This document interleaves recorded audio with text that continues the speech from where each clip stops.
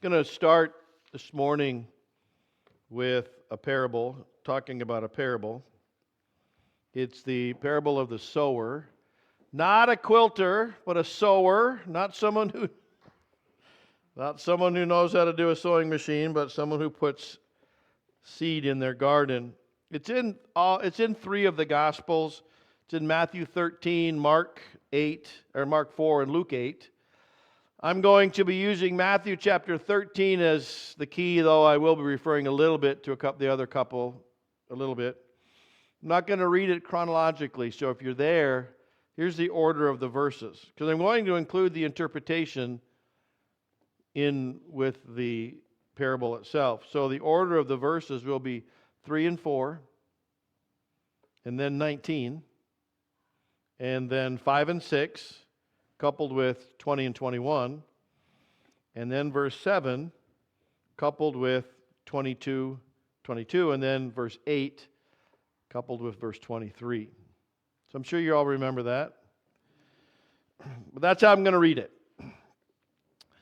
Behold, a sower went out to sow. And as he sowed, some seed fell on the wayside, and the birds came and devoured them. And Jesus explained that the seed is the message about the kingdom. Luke said the seed is the word of God. He goes on to say, when anyone hears the word of the kingdom and does not understand it, then the wicked one comes and snatches away what is sown in his heart. This is he who received seed by the wayside. Some fell on stony places where they did not have much earth, and they immediately sprang up, but because they did not have depth of earth, but when the sun was up, they were scorched, and because they had no root, it withered away. And Jesus explains, but he that received the seed on stony places, this is he who hears the word and immediately receives it with joy, yet he has no root in himself, but endures only for a while. For when tribulation or persecution arises because of the word, he immediately stumbles.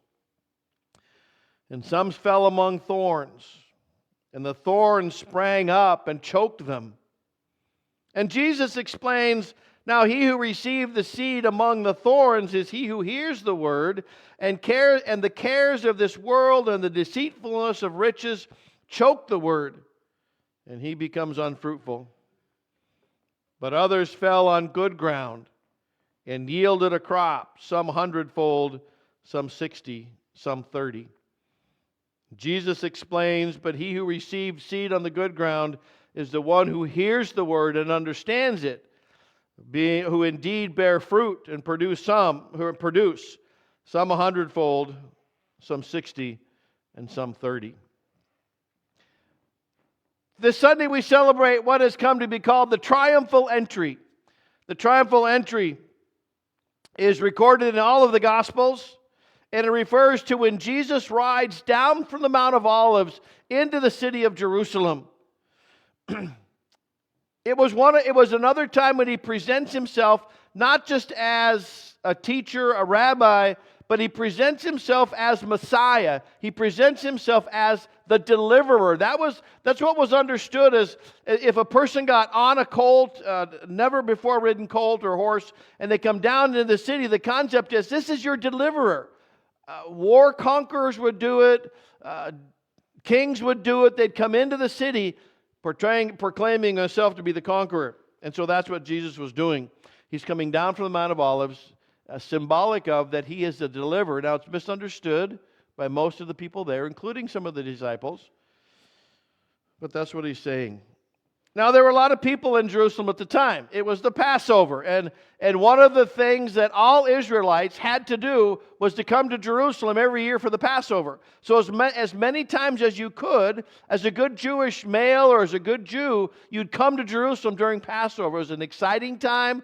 The numbers in the city swelled. John 12 tells us the next day a great crowd had come for the festival. And they heard Jesus on his way to Jerusalem. So the numbers of people in the city had swollen. They're just hundreds and even thousands more than normally are in Jerusalem because it's Passover. And they partake of this, what we've come to be known as a triumphal entry. So I want to look at some different groups, because there were different groups in that crowd, in those multitudes of people. There were different types of personalities, different types of commitment. I want to look at the first one, and actually flips the parable, but I want to look at the first group being those of the disciples. Okay? In a very narrow sense, when we say Jesus' disciples, we're talking about the 12, those who followed Jesus' life throughout his ministry. But in a broader sense, there were many more who followed as well. There were many who followed and supported Jesus' ministry throughout it. This group is a little bit difficult to nail down because they're not really mentioned. They're in the background, and I get the impression they want to stay in the background. You know, we have people in this church that donate.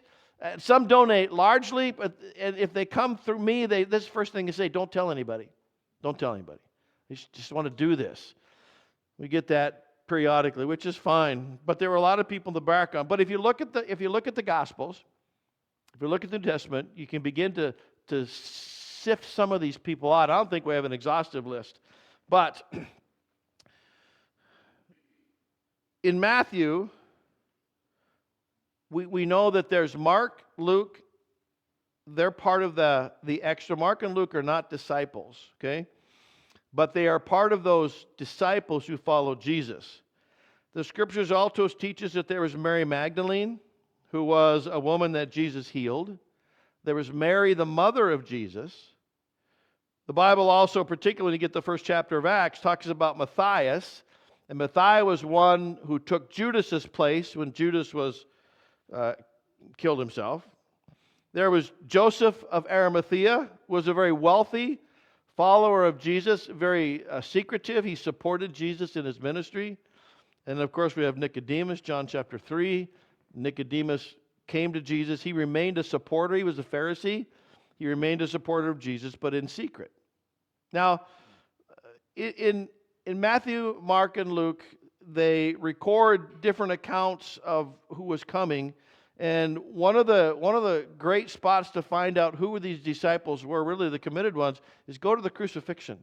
And this is, I find this very interesting. When you read the accounts of who was at the crucifixion, you know who was there more than anybody else? Were the women. Well, this is not a pretty scene. Crucifixion was not a pretty scene. They didn't come because they thought it was a good idea. They came because they loved this man. And if you look at the Gospels, the primary supporters of Jesus at that point in his life were women. John is mentioned, but it was the women. Matthew says that many women who followed Jesus from Galilee, ministering him, were there looking on from afar. Among them were Mary Magdalene, Mary the mother of James and Joses, and then it says also the mother of Zebedee's sons, which would have been, I believe, James and John. Mark adds Salome. John adds Jesus' mother, and then he also adds Jesus' mother's sister. And then Mary, the son of Clopas, and John is the one who mentions John. It's not outright. He calls him the disciple that Jesus loved, which we believe to be John.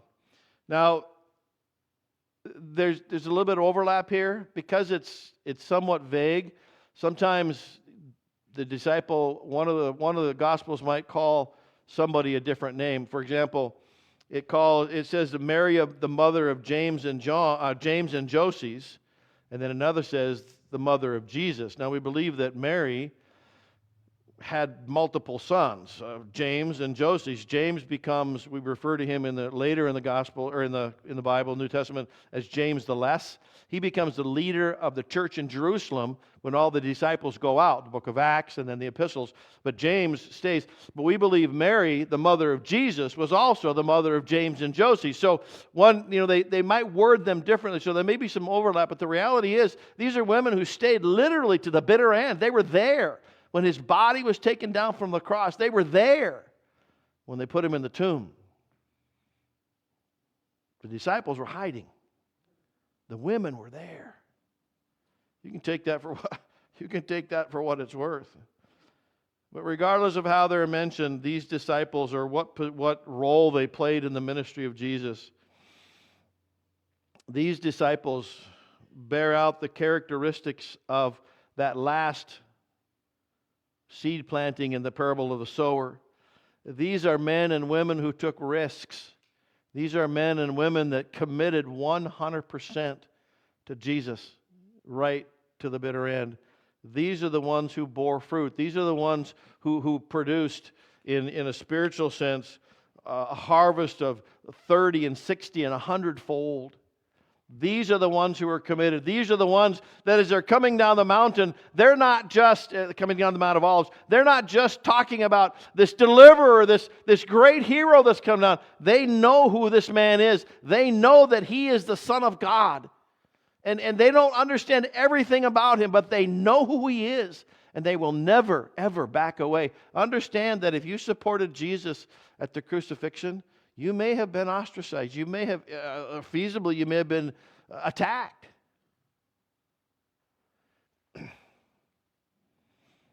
Did you see what the Olympic Committee did? What ruling they did this week? Want to make somebody mad? The AOC, I think it's AOC. IOC, International Olympic Committee. They came out and they said only specific genders can compete, only women can compete in women's events, biological women, and biological men can only compete in men's events. Now, you think that's going to cause a firestorm? Hokey spoons, it's going to be wild. You want to start a fight? Bring that up at your next whatever. It's the right thing, and I applaud the Olympic Committee for doing that.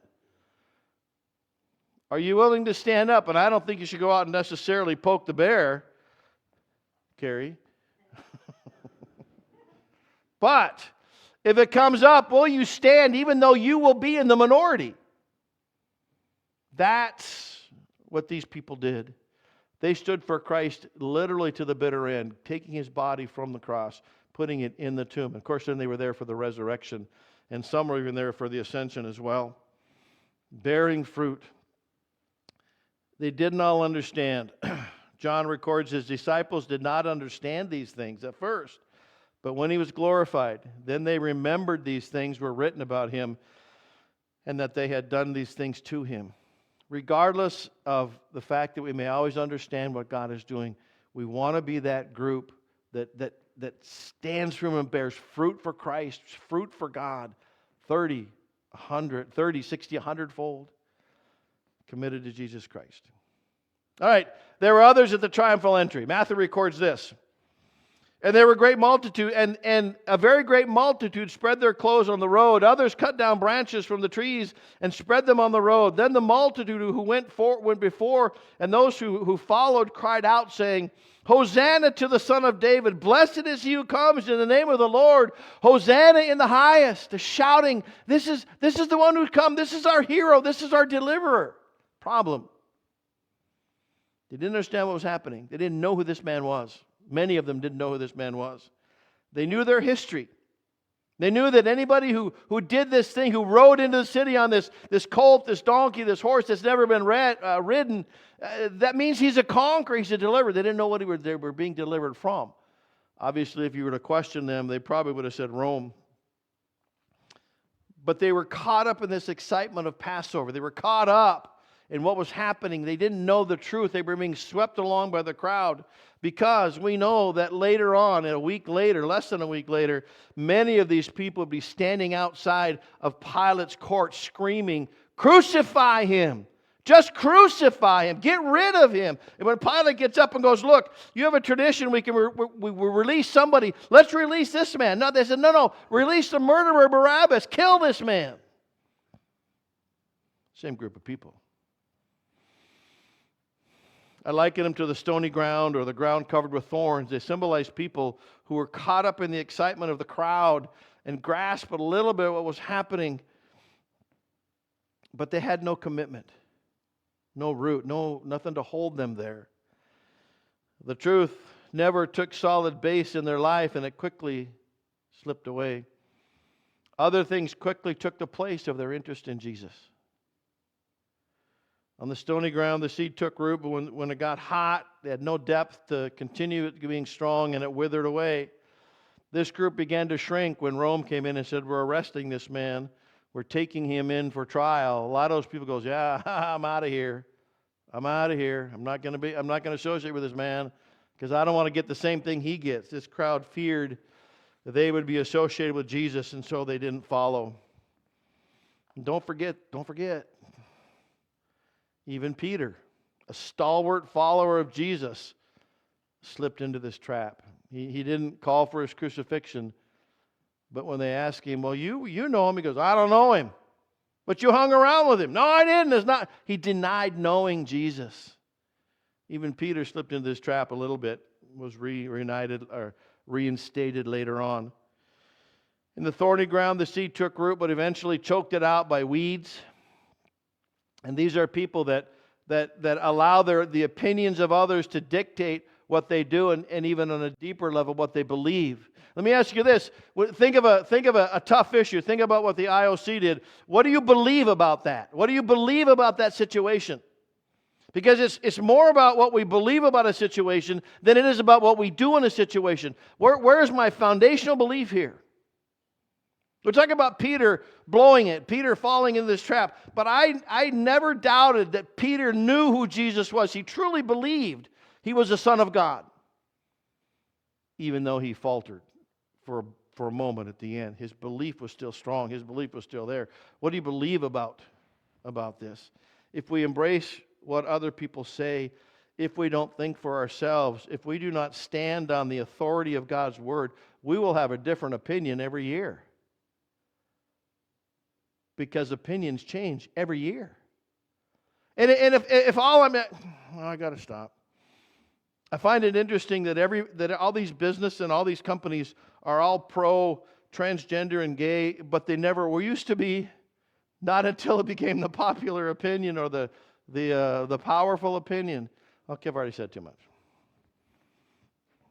I don't care if 100,000 people believe it; it can still be wrong. 1991. Some of you youngsters weren't here in 1991.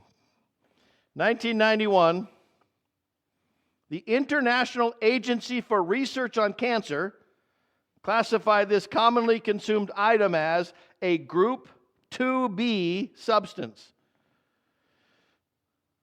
What that meant was that it might be carcinogenic to humans, which means it can cause cancer. And specifically, the specific in 1991 was bladder cancer. Anybody know what that was? What they classified as a carcinogen? Coffee. It's kind of cold. I hate cold coffee, but this is pretty good. It was coffee. It was considered a cancer-causing liquid. Now, that idea was reversed in 2016 when that same research group, downgraded the warning, citing a lack of evidence that coffee causes cancer. It also indicated that it might, and I emphasize the word might, protects against some types of cancer. There are even studies that have shown that coffee drinking is associated with a lower risk of dying from several causes of death. So I was going to bring my Keurig up here and just brew a cup for everybody.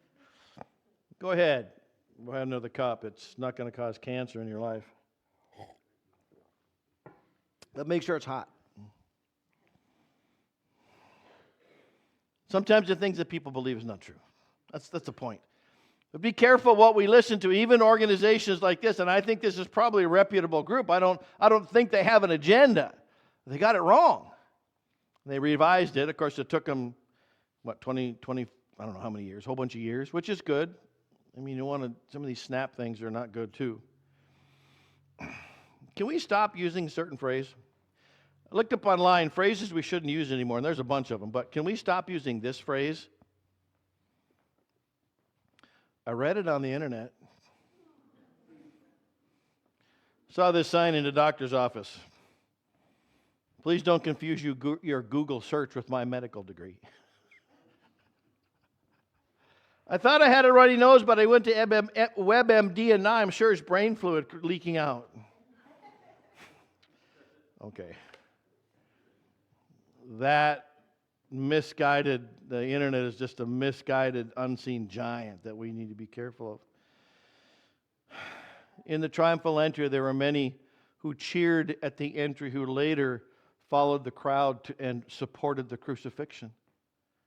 Where's our commitment? How deep is our commitment? How strong? How many things are we allowing, or what things are we allowing to push God out of our life? Not everybody's right. Then there were actually people who were hardened. The parable talks about seed that fell by the wayside. And as that farmer cast his seed out, some of it fell on the pathway where everybody walked, the place where got trampled, and pretty soon it's just hard ground, and the seed couldn't penetrate. It couldn't dig in and germinate. And that was the seed that birds came in and took the seed, and it was gone. Didn't even have an opportunity to germinate. Birds quickly swooped in and snatched the seed. In Luke's account of the triumphal entry, we read this, and some of the Pharisees, okay, it says, some of the Pharisees called to him from the crowd, saying, "Teacher, rebuke your disciples." So as they're coming down and people are shouting, "Hosanna, blessed is he who comes in the name of the Lord," the Pharisees are going, they're too loud. Jesus, make your disciples stop talking, stop screaming. It's too much. They were hard. There were those at this event whose minds were made up. It did not matter what Jesus did. It did not matter what Jesus said. They were going to believe him. They were not going to believe him. One of the most graphic or blatant examples of this is when in the New Testament when Jesus raises Lazarus from the dead. So the story goes that Jesus got there, and Mary and Martha, "Lord, if you'd been here," and they're weeping and they're upset, and Jesus goes, "Roll the stone away." And the comment is, "He's been dead 4 days. This is not a good idea, Jesus. He's been dead 4 days." Of course, Jesus calls him out, and he raises him from the dead. And after this amazing event, it says, the Pharisees went to discuss how they could kill him. That's hard. That's hard. Somebody asked me one time, what happened to Lazarus? The Bible never tells us. We don't know what happened to Lazarus. You know what I think? I think the Pharisees killed him. It's not good to have this man running around. He's a prime example of what Jesus did and can do. We need to get rid of him. Now, that's me, okay? Don't go out there and say, "Oh, the Bible." No, because the Bible doesn't say, "This is me." Did I say that loud enough? But the point is, the Pharisees and these religious leaders were so hard when they saw a man come back from the dead. All they could think about was to kill the one who raised him from the dead. Paul writes to Timothy in his first letter, "Now the Spirit expressly says that in latter times some will depart from the faith, giving heed to deceiving spirits and doctrines of demons, speaking lies in hypocrisy, having their own conscience seared with a hot iron, forbidding to marry and commanding to abstain from foods which God created to be received with thanksgiving by those who believe and know the truth." The hardness of our hearts, seared as with a hot iron, calloused, hard. And there were those people who were at the triumphal entry, at the entrance of Jesus into Jerusalem, who were hard. They weren't going to believe no matter what. And there are people in this 21st century that are the same way, hardened against the things of God, and nothing is going to change them.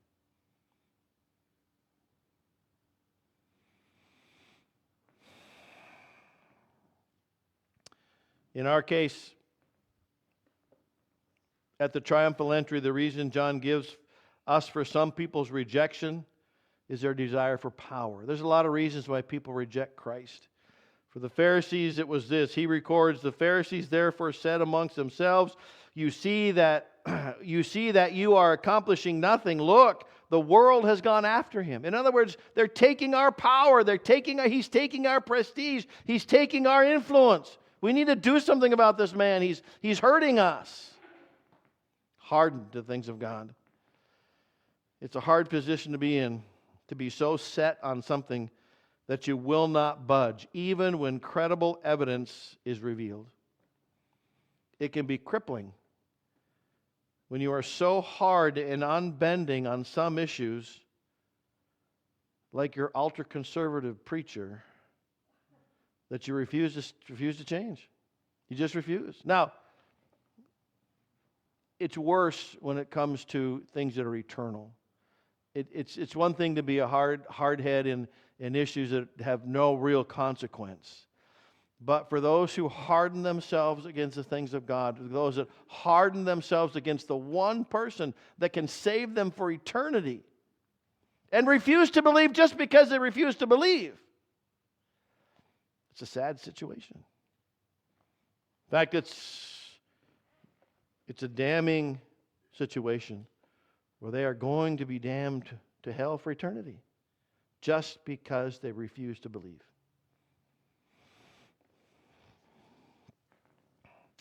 Satan relishes when we ignore spiritual truth purely because of the hardness of our hearts. He comes and he picks it apart. He takes it away because we've given him authority to do that. Or some people have given him authority to do that.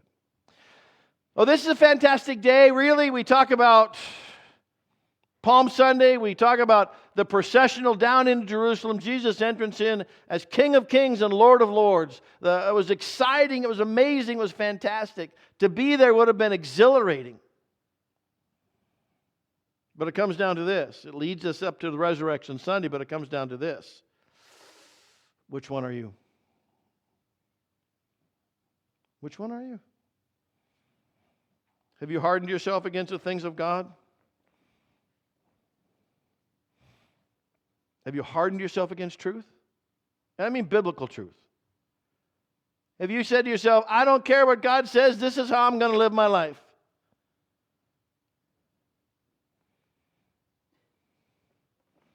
Maybe it's stony or thorny ground. You're overcome by the cares and desires of this temporal life.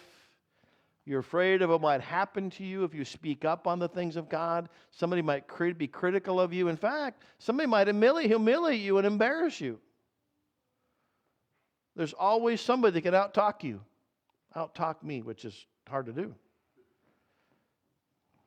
So we're stony ground. We're thorny ground. I don't want to be pressured. I don't want the heat. I got so many things in my life that crowd Jesus out. Or are you fertile ground, faithful to the point of standing with Jesus to the bitter end? Would you have been one who helped take his body from the cross and carry it to the tomb? Would you have been one who went to the tomb on that first day of the week to anoint his body? And by the way, it was women. Man, thank God for godly women who are willing to risk for Jesus. Which one are you? Let's pray. Father, show us